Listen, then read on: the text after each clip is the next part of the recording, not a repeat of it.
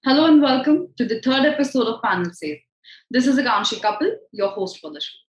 For today's episode, we have with us Dr. Sunil Unny Guptan.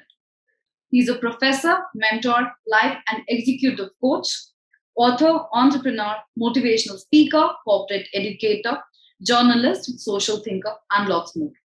He's based out of Hyderabad, India. He's also a mentor and executive coach to several CEOs and top executives. He's also a popular speaker and consultant in India and other geographies. He has been teaching at the Indian Institute of Management for the past 15 years. He's an adjunct professor of OB and HRM at IIM Udaipur. He teaches at ISB, Hyderabad, and Mohali, and is also a faculty resource of the Duke Corporate Education's Global Learning Resource Network. He's the author of 4 books and several scholarly and journalistic articles. He focuses now on giving people's life and career a positive makeover and on using technology in outreach efforts in the area of emotional wellness and managing relationships. Let's welcome Professor Sunil Unny Guptan to our show. Kashi, hi. Hello, sir. How are you? Good morning. Hi, I'm good. Can you hear me? It's all clear? Yes, sir. It's all clear. All right, good. Yeah.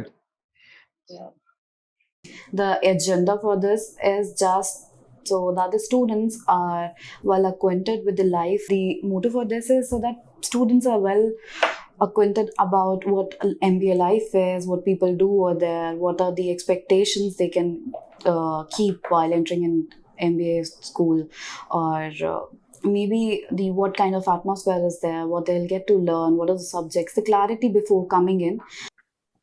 Okay, yeah. Also that you need to keep in mind is that you need to get the people to talk about what it is like when they started. Rather than, I think most of the people would be well into their professions and would have certain level of achievements. And even for instance, if you take the IAS officers, it's more in terms of what actually they got into, let's say when they cracked the UPSC and then they went into, let's say, the Shastri Academy or this Vallabhai Patel Academy, whichever, and what is it that happened there. And then the first few years, when they go as a deputy collector or something like that, the first few years is normally a culture shock for them as well, as much for any of the other professions. That is what the students must be acquainted with, because once they get past that, it's quite comfortable, it's quite glamorous, it's quite visible. So that should not be the one that attracts them. They need to know that there is a grind that comes in before you get to the glory. Absolutely. Okay. So if you can kind of highlight that as well. We have that. I mean, look at the grind you've gone through. And I mean, you just walked in from an undergraduate college into a business school. Yeah, I did that. Okay, now that's rather strange because, see, perhaps India is one of the very few countries where quite a few students study from the kindergarten right up to a business school in one stretch. Bad idea. I agree. If I had an experience, my journey would have been different. If you get into a business school, if you're looking at a business school, you must walk into a business school with some amount of work experience in whatever field, whether it's a unconnected NGO or whether it's a corporate office. But when you walk into a business school with some experience, you get a perspective on what you're getting. So you get a lot more out of what you're doing in the business school. So the 2-year investment. Absolutely. So you understand the application of the theory. Yes. And exactly what are you going to do? What do you want to do with your life? What do you want to do with things? And what is it that you can pick up from the various people that are there? And each one of those professors that you might find in any of the IIMs are the best in the business. So you are able to leverage a lot more out of that if you know what exactly you're seeking. If you're just going in from an undergraduate college, most people generally take a business school as an extension of their engineering college. It doesn't work very much.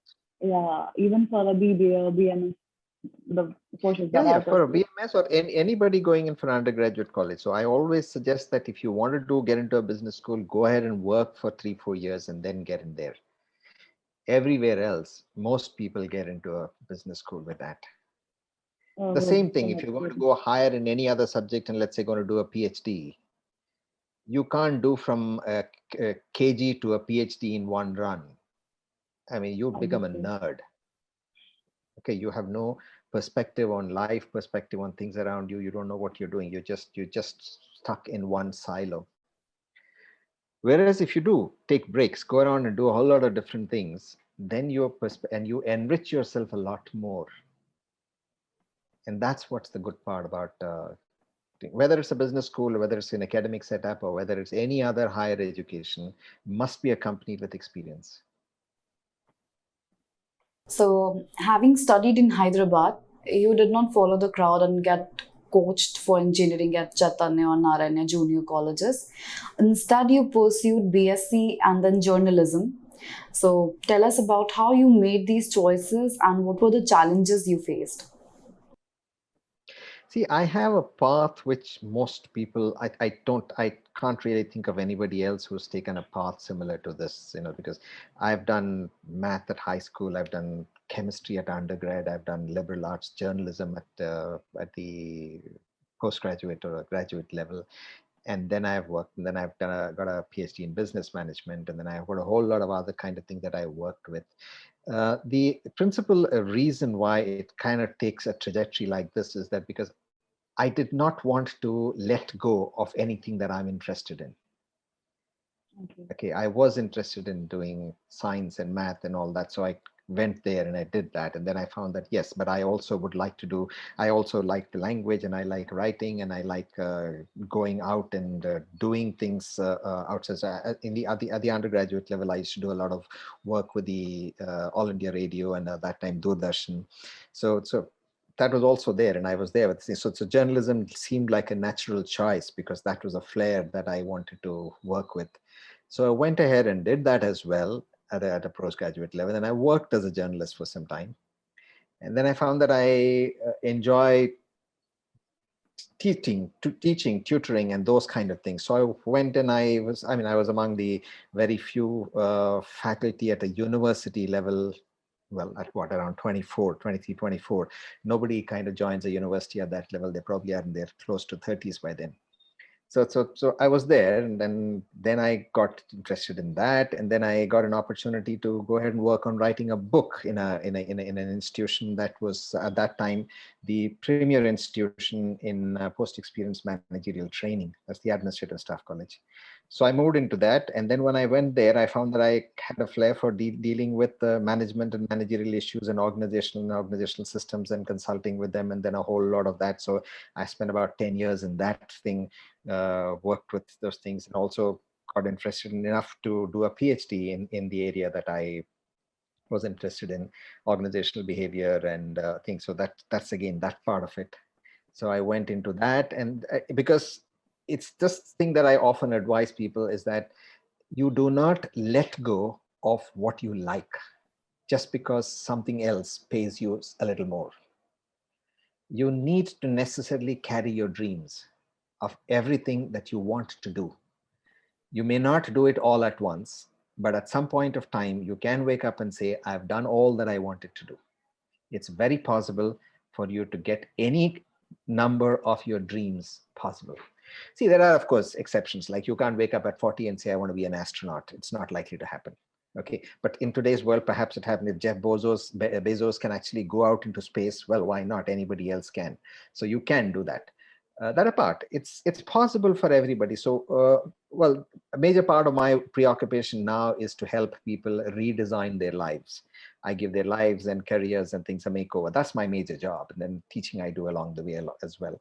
So in that, there are people who come and feel that, okay, you wake up at 40, 50 and then say, okay, what am I doing here?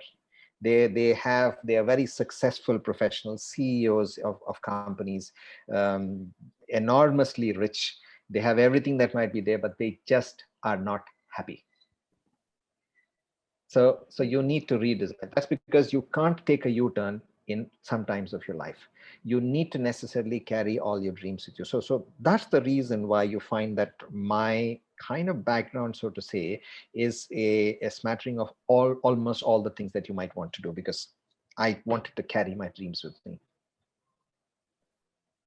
Got it. Yeah. So yeah, so your profile gives off a vibe as enthusiastic as you. You have tried everything from being an entrepreneur to an author. You've also been a consultant, still are a professor at Top B School, along with the managing partner at Touching Lives. So tell us about what decisions shaped your career path into becoming so many things at once, and what inspired you. See, what you are seeing, Akanshi, is that all those various things that kind of define who I am today is what I am today.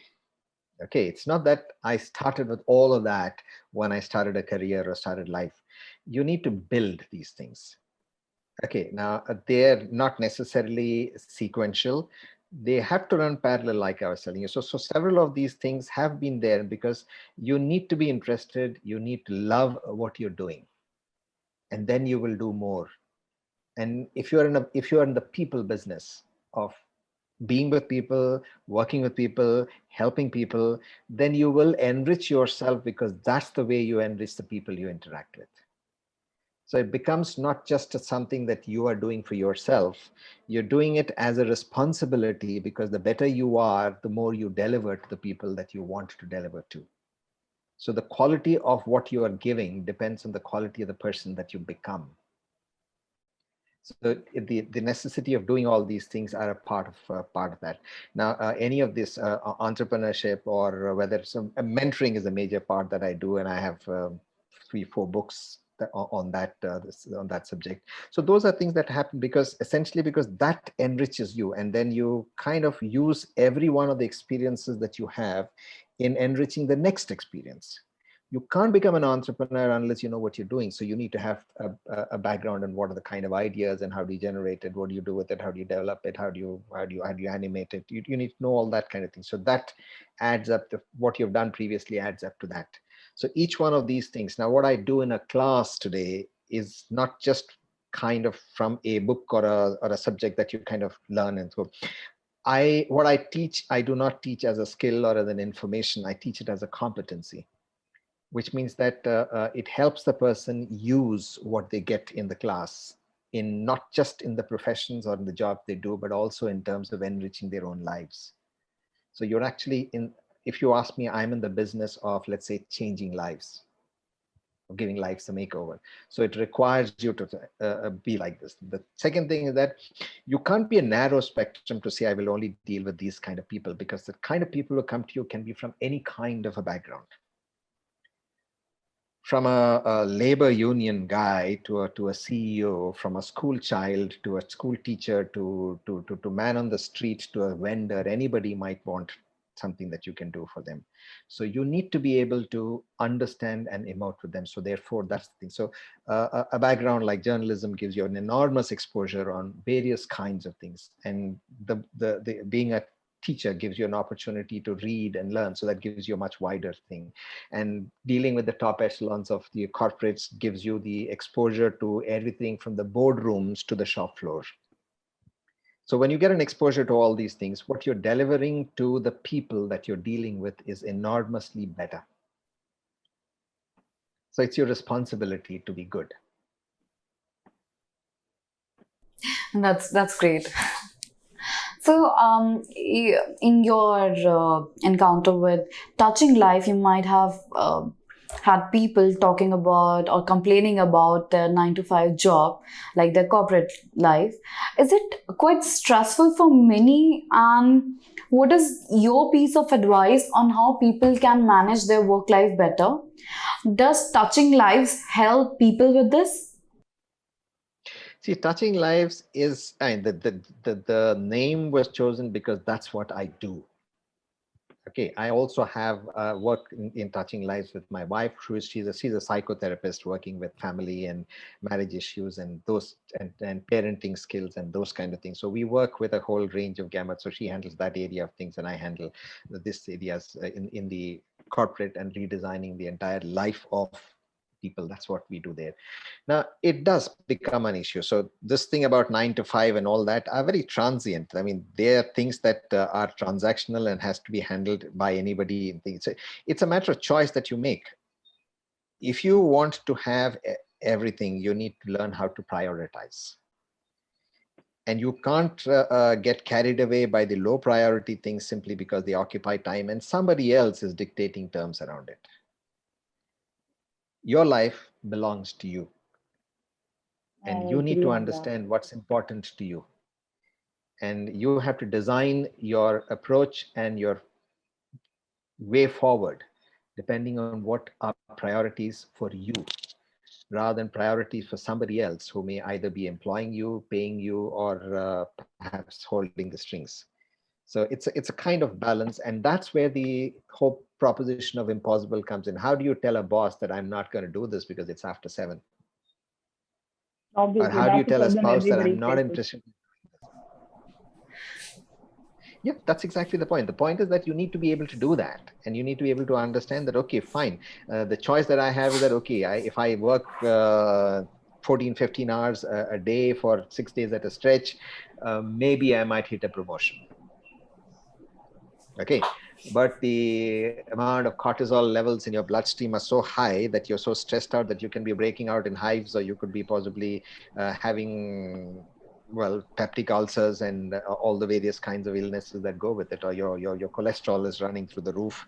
You may have all those kind of things. If you're willing to make that sacrifice, that if you're willing to sacrifice the last 10 years of your life for a success in the first 20 years of your life, it's not worth it. Because the best years of your life are in the end. It's not so much in the beginning. And that's where the mistake most people make. You think that, okay, I need to enjoy when I'm young. But you may call that enjoyment, but you're not actually building for what you have. Most people make the mistake that they think, okay, after 60, there is no life. But the chances are that people, let's say in your generation, are going to be around at least into your 80s and 90s. And none of you would have planned for anything beyond 50. So you have 40 years of life that you don't know what to do. And you can't do something when you reach there. You've got to plan for it now and do it now, so that when you reach there, you're prepared for the best years of your life to happen there. Best years of your relationships happen there. Best years of your joy comes in there. Not in the initial stages of your life. Initial stages is like cotton candy. It's sweet, it's large, it's colorful. But the end of it, you still have only a stick. So that's the whole difference, that you need to look at it in terms of planning your life according. That's what I do with people when I work with them, in terms of helping them redesign what they have missed to make sure that they don't miss out in the last part of things. Great. So, what are the soft skills that are required to be a good leader and to survive the corporate world, in your opinion? See, to be a leader, the first simple thing that you need is to love people. If you do not love people, you're never going to be a good leader. You will be an administrator. You will be dependent on the organizational systems, and you will use authorities given to you by the organization and the boss to kind of run the system, and you will alienate people around you. So they will just follow you simply because you're the boss. You're not a leader. So the first key thing that is required is that you must love people. The second thing that I would say is very important in your process in becoming a good leader is you must have what is called relationship skills. How do you build, maintain, and carry forward good relationships with people? Personal relationships, professional relationships, social relationships, there are a whole gamut of them. And how do you actually work with those kind of things? The next thing is that you should be able to communicate what's there in your mind. You must have clarity of thought and be able to put those thoughts into words or actions so that they are able to transact well with the people that you're communicating with. That's the other thing. Okay, now if these are in place, then you can actually consider yourself to be a good leader. Then the requirements of leadership comes in. You must have a vision of what you want to do and what you want. You must have a commitment. You must have a passion that goes with it. And you must have the intelligence to make these things happen. Okay, you can't be a leader just because it's fashionable. It's sexy. That doesn't work. You must have a cause. You must have a drive. And when you have that, and then you have these skills, then the combination is excellent. Okay, leadership is also expensive. very expensive. It's a very demanding boss. Because if you are a leader, you have to pay an enormous price in a whole lot of things that you may not like to do.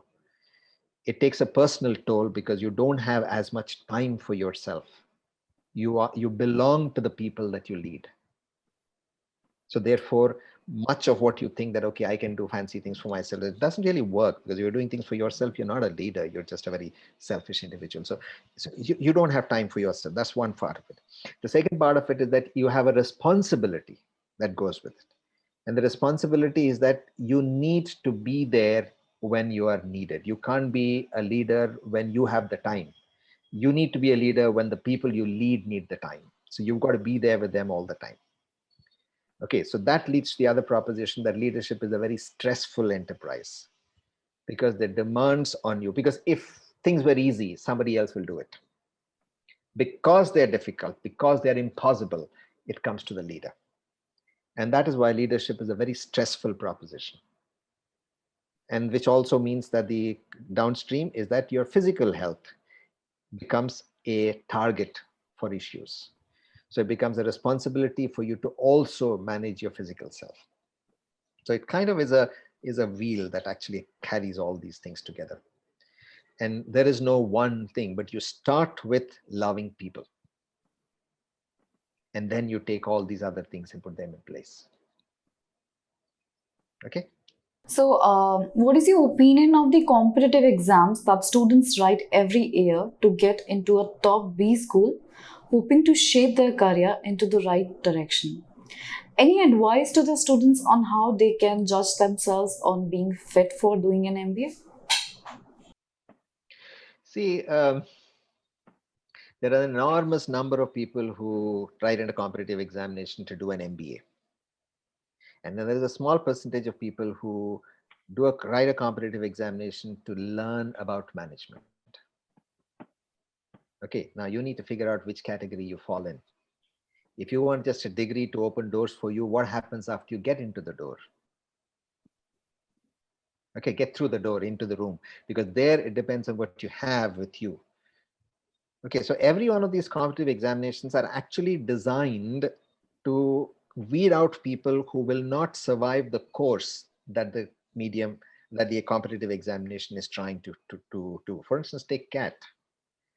Now, CAT is competitive. It's not really so much as much a test of intelligence and test of how good you are at math or language. It's, of course, it does test that as a process. But the key thing is, well, it tests whether you are capable of surviving the intensity and the rigors of the course that you're going to do after that. If you look at, let's say, CAT, the top end of it, people, let's say, go to the IIMs, let's say the Ahmedabad, Bangalore, Calcutta, that's the top three. And then you cascade downwards, and there are these IIMs that come. And then there are the other B or A level, other institutions like MDI, Narsi Monji, IMI, or XLRI, or any of those institutions as well. So look at each one of these things. Now, if you look at the top end things, it's an enormously rigorous, competitive, dog-eat-dog world once you get into the institution there. So will you be able to survive that? You may have to study till 3 in the morning and then make a presentation at 5:30 in the morning. So are you able to do that? Can you take that much of rigor? Can you take the rigors, the demands, because of the brand that you carry? There is an expectation that you will be able to work magic. Can you create the magic? That's what an entrance examination tests. And then they grade you downwards and say, okay, the top end are able to do that. They can stand the rigors of the course. So it's a matter of whether you can give up everything for about anywhere between, depending on the level of intellect that you have, whether you can give up everything for about 2 to 3 months or to 6 to 8 months, leave everything else, no malls, no movies, no friends, no hanging out, no pizza, and be only focusing on that particular subject, because that critical 2-3 hours of the exam is what defines your life. Are you able to do all that and focus on that? That's what CAT tests. Because when you go into a business school, the first 1 year of your life, you don't have a life. You have to be focused on that course, which is the top end. Then there are, of course, MBAs. MBAs, you can kind of sleepwalk through it and get a degree at the end of it. They will probably give you the degree from a fair price ration shop rather than having to go to college. That's not a degree. But if you're looking at the top end, this is what they test. So you have to take a decision whether I want to get into that kind of a life. If you want to, then you need to work for it. You need to have an above average intellect. You don't need to be a nerd. With an above average intellect and a determination, you can crack any one of those entrance examinations that you're looking at. If you're a nerd, it helps, but you don't need to be one. Okay, so it actually tests the lifestyle. The same thing with let's say the UPSC exam for the IAS officers and all that. They actually look at whether you're capable of having that depth and focus on a particular subject to be able, because if you become an IAS officer and you become a collector and a file comes to your table, you have to know anything and everything about that thing. Every law, every precedent, every rule, every party involved in it, every influence, every politician that has a finger in the pie, you've got to know it. So when you write in the central services exams, they actually are testing whether you're capable of doing that depth and width of study. So entrance exams are really very good indicators of what it is that you're going to encounter after you get past it. So before you take an entrance exam, my suggestion is for you to be looking at what happens after. Do I want that? If I want that, then I should be prepared to put in that kind of work. And anybody, let me assure anybody and everybody out there that it is possible for you to crack any competitive examination, provided you go by the design of how the exam is going to be taken and how you actually work for it. Most of the exams are a test of lifestyle rather than intellect. Intellect is by the way, but mainly whether you can redesign your life and redesign your thinking to adapt to the life that comes in after the exam. That's the secret of success. That's a really fresh perspective on the competitive exams, I guess, so far. So moving ahead, we are going to enter a third round, that is the rapid fire. I'll give you one word and you have to respond immediately what comes into your mind after hearing that. It can be a word or a phrase, depending on whatever comes to your mind first. So I'll start with first. People. Love. Hyderabad. My city. Boss. Boss. Oh, the person that you actually must work with. The person who you need to network with and not consider him your enemy. Boss is on your side. He's on your corner. Student? Yeah, please go ahead. The whole reason why you are there, because you need to make sure that, because this is what the whole proposition is. Students are the future. That's what life is going to be. So they are that important. Personality. That's your responsibility. You have to be the personality that gets you where you want to go. It's your responsibility to become that. The journalism. It's a fast food version of literature and intellect. You got to be really careful about how you concoct it. Thinking. The most essential thing in life. I mean, it's as important as oxygen or breathing. You can't do without thinking. Communication. That's your connect with the world. I mean, you connect with the world outside and the world within. I mean, you need to know that. Without that, you can't exist. There's no way that you can exist without communication. Absolutely. Then EduCrack. I just heard of it and I understand they're doing a good work. So I suppose they would do very well. And I think, to my mind, they are the track for the future. Thank you so much. So we are going to move towards our fourth round. Our fourth round is a situational round. We call it the what if round. Here I'll ask you questions and give you a few options. It's more of a hypothetical round wherein I'll give you some life decisions to make, as well as some choices. If you had a choice to be someone else rather than who you are today, what it would be. So it's more of a larger than life choices. So let's start. Number one, what if you continued your career in journalism? What do you think you would have become famous for? News anchor or opinion columnist? Definitely an opinion columnist. I mean, news anchor is too shallow a job for somebody who's senior and things like that. I mean, you need to have. I mean, even in a anchor, there are anchors who are actually more commentators than anchors. That's the thing. That's I mean, you can't be a small fish all the time. Great. So you have to choose one. I'll give you 4 options. What would you rather be? Number 1, a professor. Number 2, a career and life coach. Number 3, an entrepreneur. And number 4, a journalist. Look, I've been in all these things. I can't really choose because I do all the things at the same time as well. So it's a difficult choice for me to say which one is. It's the same story like you said, which one of your children do you like more?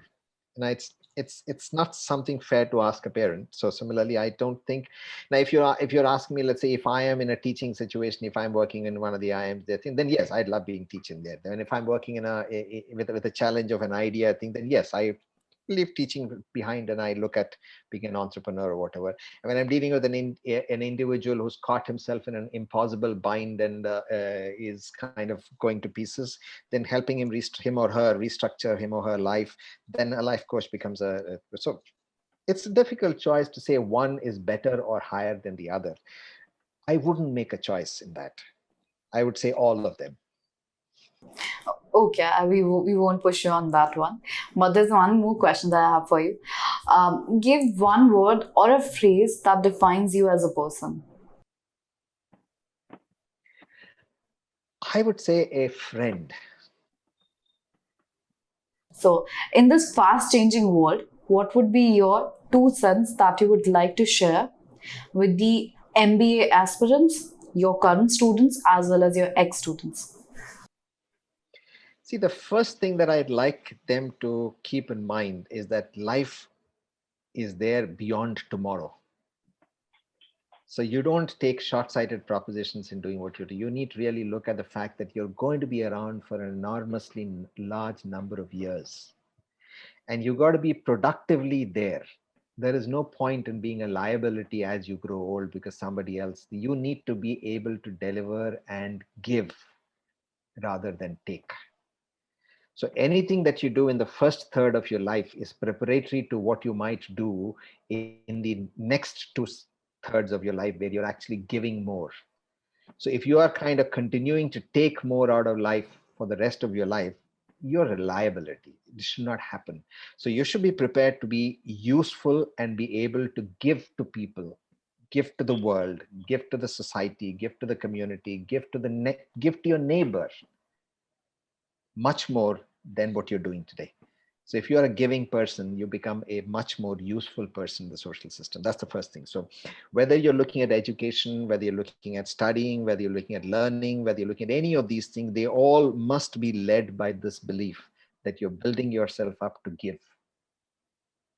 That makes a whole lot of sense, and it makes your life much more comfortable, and you grow into a better person than you always are. Okay, so which means that every tomorrow will be better than today and yesterday. That's the proposition that I'd like you to look at. The second, you gave me choice of 2, right? Okay, the second one is that every day, every time that you spend, everything that you do, you must have some learning. You must learn something from everything that you do. And that is what makes you a better person. If you are just living life for the pleasure of living life, then you're a burden and you're a waste of time, so to say. But if you're learning, you're constantly growing. And when you're constantly growing, the whole definition of what makes you happy grows with you. And as long as you're learning, you're going to be a much happier person as you go through. So the whole design of you as an individual must be for a pursuit of happiness. And happiness out of learning, out of giving. And that is what will define you. That's a wonderful piece of advice. We're really glad that you joined us today and shared your experience with us. Is there anything else you would like to share or shed some light on when it comes to the MBA preparation or B school entrance or B school life in India?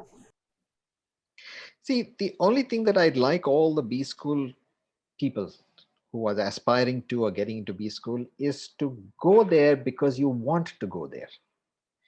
Don't go there because it's a degree that you're getting and it gives you an opportunity. You probably are making a little more money or a lot more money. I think that shouldn't be there. You should be going there because you want to go there, because it has to. Whatever you do must contribute to defining you.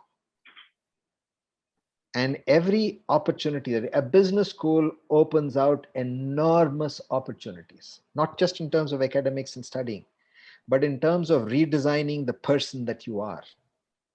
So the 2 years that you spend in a business school will change you, and you must be willing to change and change enormously, not just an extension of an engineering or an undergraduate college. So one is that be sure you want to go there and be prepared to leverage every advantage you get out of being there, because you're making an enormous investment. Make sure that you get a good return for the investment that you make. Surely. So that's something everybody should look forward for when they're entering for B school competitive exams or getting admitted into one. So thank you so much for your valuable advices and sharing your experience. It was a pleasure having you on the show and also reconnecting after 3 long years. So it's been great talking to you. It's good being in touch with you again, Akanshi, and I'm really happy to see the way you have turned out and the way you are doing with yourself. It makes me feel proud of you. So that's really very good. That's one thing that's really nice. And thank you for including me in a part of your process here and I hope that some of these or any one of this message grows as a seed in people who may be listening. So I look forward to that also. And then many more of successful people coming out in future as well. My good wishes to EduTrack and to you, and do keep in touch. I mean, I'd love to see how you grow and what you make out of yourself. Thank you so much, sir. Thank you, sir. We'll obviously be in touch. Thank you so much. Okay, good. All right. So take care. I'll catch up with you again later. All right. Sure. Thank you. Bye. Sir. Okay. Bye. Bye. So that was all from Dr. Sunil Unny Guptan. I hope you all enjoyed the show. For our next episode, we'll be hosting Professor Shankar Subramani. If you guys have any questions related to MBA, kindly do post it in the comment section and we'll help you get the expert advice. Till then, this is your host Akanshi Kapil signing off. Keep watching, keep thriving.